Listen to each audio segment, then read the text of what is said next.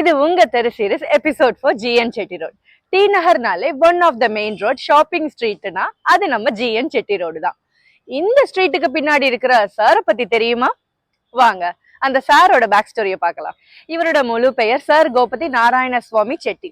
இவர் ஒரு politician, landlord, பிலாந்தெரபிஸ்ட், ஒரு பெரிய பிசினஸ் மேன் கூட. 1920 மெட்ராஸ் கார்பரேஷனோட பிரசிடென்டே இவர் தான். இந்த கவர்மெண்ட் போஸ்டிங்க்கு வந்ததும் தன்னோட லைஃபையே பப்ளிக் சர்வீஸ்க்காக டெடிகேட் பண்ண மனிதர்.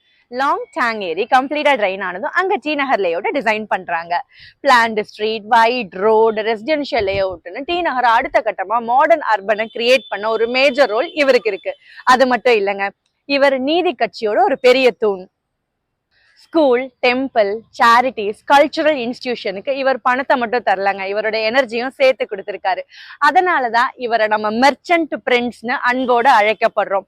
வாணி மஹால் மாதிரி கலாச்சாரமான இடங்கள் இந்த ஏரியாவோட சோலா இருக்கிறது வெறும் கோயின்சிடன்ஸ் கிடையாது.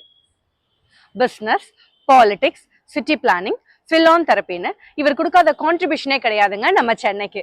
அதனால தாங்க ஒரு முக்கியமான சாலைக்கு ஜிஎன் செட்டி ரோடுன்னு வந்ததுக்கான காரணமே.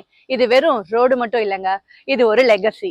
எல்லா சாலையிலும் நம்ம தாண்ட ஒரு ஸ்டெப்பும் ஒரு மனிதன் சென்னை